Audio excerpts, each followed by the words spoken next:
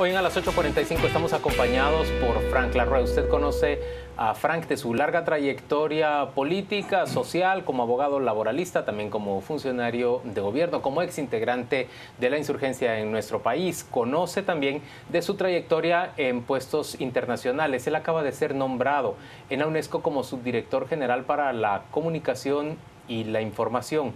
Esa es una de las 5 subdirecciones de esa entidad de Naciones Unidas que opera desde París, Francia, y él está a cargo de los temas que tienen que ver con libertad de expresión, acceso a la información y muchos otros temas que resultan de gran relevancia, como por ejemplo el acceso libre a la Internet, la red global de computadoras y las libertades que se ejercen en las redes sociales y también por medio de la Internet. Frank, gracias por acompañarnos. Bienvenido a las 8:45. Juan Luis, un gusto estar de nuevo aquí en el programa, ahora desde la perspectiva de UNESCO. Y este día ha desarrollado una serie de paneles estudiando la libertad de expresión, el papel de la prensa y ciudadanía, que en esta mesa se plantearon diferentes ideas. Prensa y ciudadanía. La prensa en este momento, después de abril de 2015 en Guatemala. ¿Cuáles son las ponencias o las ideas que se han ventilado en este foro y que usted quiere traer para que discutamos acá y arranquemos esta conversación? Bueno, perfecto, gracias Claudia. Yo en principio estoy acá también por un evento que sucedió la semana pasada, que fue un seminario sobre memoria del mundo, que también cae bajo mi dirección, que es el manejo de los archivos históricos, de los documentos históricos de la humanidad. O sea, la gente conoce el patrimonio de la humanidad, los monumentos físicos, hay un patrimonio documental, que es este otro, la memoria del mundo, para reconstruir la memoria de toda la humanidad como patrimonio de la humanidad, pero de tipo documental. Pero el día de hoy efectivamente tuvimos este seminario sobre ciudadanía, democracia y libertad de expresión. Y es que la UNESCO fue de las primeras organizaciones, fue creada 2 años antes que la Declaración Universal de Derechos Humanos, fue creada con el propósito de promover la paz en el mundo, pero su constitución decía facilitando el libre flujo de ideas y de conocimiento entre los pueblos del mundo.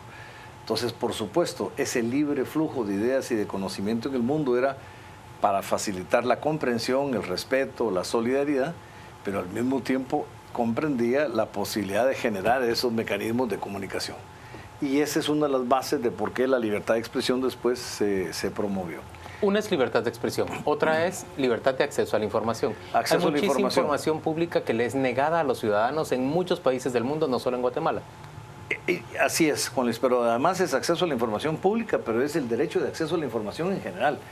De hecho, a la UNESCO le corresponde, incluso al sector mío, el objetivo 16 de las metas de desarrollo sostenible aprobadas por consenso, que es una meta interesante porque dice que las condiciones del mundo, y esto fue aprobado por consenso por los 195 países miembros, dice que la forma de conseguir desarrollo es garantizar sociedades en paz, con inclusión de hombres, mujeres y diferentes grupos étnicos, acceso a la justicia, transparencia, que es acceso a la información pública, y acceso público a la información. No dice solo a la información pública, sino público a la información.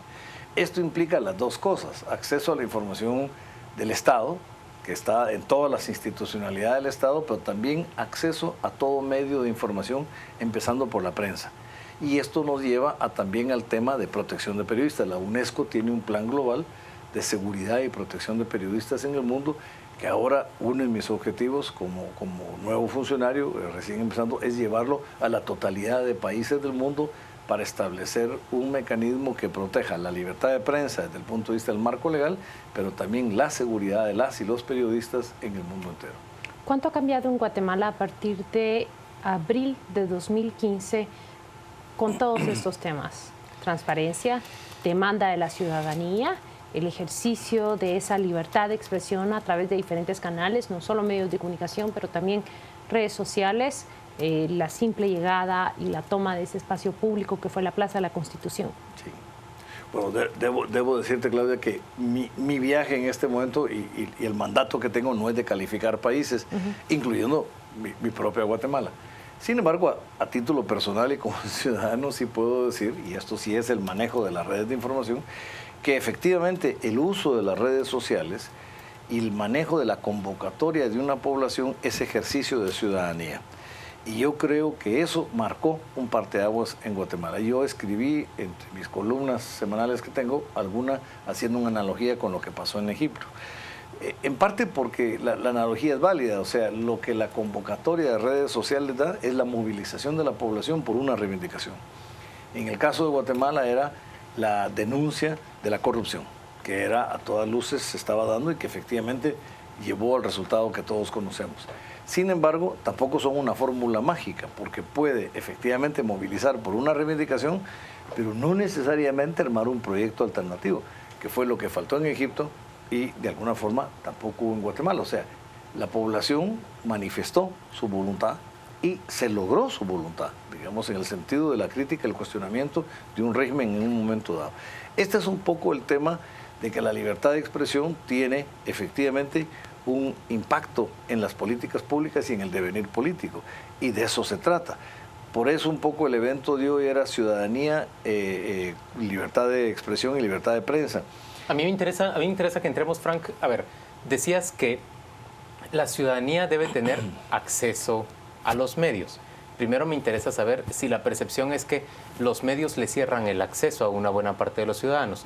Y el segundo punto es que acceso a los medios en el año 2016 supone tener acceso a Internet en buena medida. Y el acceso al Internet en un país como Guatemala es un negocio grande de las empresas telefónicas y de otras empresas que hacen inversiones para proveer ese servicio. ¿Cómo se logra para quien no lo puede pagar? Eso no existe. El tema de acceso a los medios no es solo Internet, pero efectivamente en algunos casos pasa por el Internet. Yo te cuento la experiencia de África, donde estamos trabajando. Es una prioridad para UNESCO el desarrollo del continente africano. En África se logró incluso el acceso a Internet vía telefonía celular, pero fue un pacto de Estado, sociedad y las empresas de telefonía, a un costo muy bajo, y aunque no tuvieran la infraestructura de conectividad por fibra óptica, tenían la posibilidad de servicios en telefonía. De hecho, el manejo de los teléfonos celulares o teléfonos móviles, como le dicen allá, ha sido tan exitoso que allá se convirtieron en las tarjetas de crédito. ¿Y cómo se logra que las empresas telefónicas resignen parte de lo que ven ahora como su principal ganancia? Porque las llamadas de teléfono, las llamadas de voz han dejado de ser un gran negocio. Su negocio es proveer datos, acceso a datos, que es Internet. ¿Cómo se logra que las empresas en África resignen una parte de sus ganancias? Por las regulaciones. Yo siempre he dicho que mucha gente se confunde creyendo que la no regulación, la no existencia de regulaciones es la mejor forma de garantizar la libertad, y eso no es cierto. Si el hecho es que el Estado tiene que garantizar la conectividad, tiene que garantizar la calidad del servicio. De hecho, el presidente Obama en Estados Unidos vetó una ley que iba a ser un servicio diferenciado, porque él lo que dijo es: no podemos crear dos tipos de ciudadanía, los que tienen buen Internet y los que tienen mal Internet. Entonces él dijo, tiene que ser un servicio único, pero claro, en un país de alta conectividad, pero incluso debe garantizar la conectividad y el bajo costo de esa conectividad. Hay países como Uruguay, donde todas las escuelas públicas tienen un servicio gratuito de Wi-Fi, o de Wi-Fi, como le diga la población, donde los niños y las niñas y la comunidad, si se acerca a la escuela, pueden gratuitamente acceder al Internet, y además les dieron una computadora por niño. Entonces, hay países que tienen una experiencia distinta. Este es el modelo que se busca. Por supuesto que sean empresas lucrativas no es un problema. No, a mí no me preocupa el tema del negocio y de la comercialización, siempre y cuando se garantice dentro de esa comercialización el acceso a bajo costo. El problema es cuando el acceso no se da simplemente, o se da a un costo prohibitivo. Pero ¿cuán lista se ve? Y sé que no está para calificar el país, pero quizás a nivel global, América Latina o regional, por ejemplo, el Triángulo Norte, ¿cuán abiertos se ven esos gobiernos y cuán dispuestos encontramos a los estados y a la sociedad en conjunto para empezar a discutir, por ejemplo, con esta idea, el Internet como un derecho humano básico, como lo es el agua, la luz? ¿Cuán listos estamos para ese debate? Es que pareciera que estamos años atrás. Yo creo que estamos atrasados, efectivamente. Parte del debate, o sea, no es tanto que el Internet per se sea un derecho, porque es una tecnología, sino es el derecho, es el acceso a la información y la libertad de expresión. Y eso implica el uso de todas las tecnologías, incluyendo el Internet. Entonces, yo sí creo que es como el costo de los libros, por ejemplo.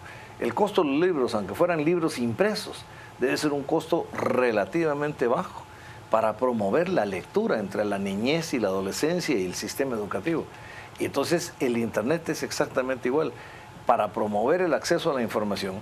Por eso es que yo insisto que el nuevo marco de referencia que tiene la UNESCO y todo Naciones Unidas es el marco de la Agenda de Desarrollo Sostenible 2030, le llaman, y la Declaración de París sobre cambio climático. Frank, hablemos en concreto de acceso a Internet en Guatemala. En este país se discute, se negocia, aunque con gran dificultad, la concesión de parte del Estado de una frecuencia que permitiría ampliar la velocidad de transmisión de datos hacia 4G, lo que ya en otros países incluso ha dejado de ser lo más ambicioso. Pero en Guatemala es el Estado quien habrá de conceder esas frecuencias. Se calcula un precio, pero no se calcula que las empresas que vayan a ser las beneficiarias y que van a rentabilizar esas frecuencias tengan a la vez que obligarse, por ejemplo, a proveer Internet gratuito a las escuelas del país, escuelas y colegios. Es que ese es el tema de las políticas públicas que yo mencionaba. Exactamente, estás tocando el tema importante. El hecho de que haya un elemento comercial del Internet no lo vamos a detener. Al contrario, alguna gente dice que eso ha sido el avance acelerado de la tecnología del Internet. El aliciente para que las empresas quieran proveer el servicio. Y para que crezcan tecnológicamente, digamos, desarrollen nuevas tecnologías. Pero lo que no hay es regulación. Entonces, cuando no hay regulación, lo único que prevalece es el lucro. Pero con regulación lo que hay es una compensación, ¿de acuerdo? Hacen negocio, expanden su margen comercial, pero dan también servicios a la educación, a las bibliotecas nacionales, a las posibilidades de emergencia. Por ejemplo, nosotros estamos trabajando ahorita en una campaña del Zika para promover de información en el mundo previniendo el virus del Zika a través del contagio con mosquitos. Son cosas elementales que los estados deben de regular. Ahí el problema no es un problema de Internet, el problema es de voluntad política de los estados. Si los estados están dispuestos a regular y a formular políticas públicas o no. Hemos hablado ya de las tecnologías, pero creo que también atañe a este tema el libre acceso a la información. Guatemala cuenta ya con una ley marco que garantiza esa libertad de acceso a la información. Sin embargo, hemos descubierto tanto los periodistas en el ejercicio de su profesión, pero también otras personas que se acercan a hacer sus solicitudes y a plantearlas, que no existe aún esa cultura de transparencia, que no existe la actitud de que todo dato por naturaleza debe ser público. ¿Qué nos hace falta para llegar a ese estado? Bueno, ¿vamos por la vía correcta o vamos muy lentos? Bueno, vamos por la vía correcta en el sentido de que hay una ley, por lo menos, de acceso a la información. Y esto sí es un avance en el mundo. Hay mucho más leyes de acceso a la información en casi todos los países del mundo. De hecho, estamos celebrando, y esto es un dato interesante, el aniversario, el 250 aniversario de la primera ley de libertad de expresión y de acceso a información a documentos la públicos. sueca, ¿no? La sueca que sucedió realmente en Finlandia, pero en un momento que Finlandia, en Helsinki, era parte de territorio sueco.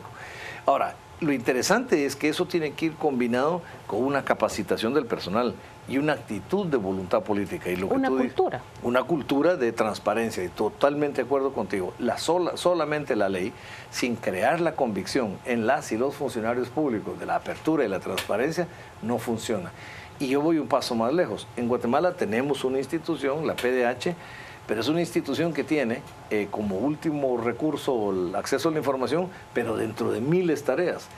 En este sentido, México tiene una cosa interesante. México creó lo que antes se llamaba el IFAI, el Instituto Federal de Acceso a la Información, y ahora con la reforma constitucional lo convirtieron en un instituto nacional, INAI, Instituto Nacional de Acceso a la Información.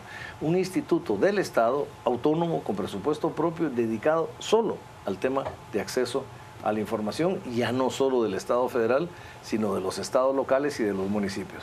A mí me parece que este es un salto. La institucionalización de un derecho es tal vez el paso más importante, pero por supuesto generar en las y los funcionarios, especialmente a nivel de puestos de dirección de los ministerios o las dependencias o las direcciones, la voluntad de ser transparentes. Y el otro defecto es que muchos piensan que estas leyes están hechas solo para periodistas, a pesar de que también la prensa tiene problemas. Pero si alguien del público en general va a preguntar... Un ciudadano quiere preguntarle a Álvaro Arzú, por ejemplo, cómo se maneja un fideicomiso. ¿Y usted por qué va? Y efectivamente ahí es donde vienen incluso amenazas, cuando personas de un municipio X quieren investigar las finanzas municipales, empiezan a haber amenazas e intimidación, porque entonces empiezan a preguntar, bueno, ¿y usted qué acusación me quiere hacer? Cuando el ejercicio de la transparencia es decir algo natural y constante. Debería haber un sistema de gobierno electrónico, digamos, donde cualquiera, incluso con abrir su portal web del municipio, pudiera encontrar toda la información ahí. Frank Larroy, ¿qué capacidad real tiene la UNESCO de influir en los gobiernos y en las dirigencias de países como Guatemala para conseguir que estas cosas avancen?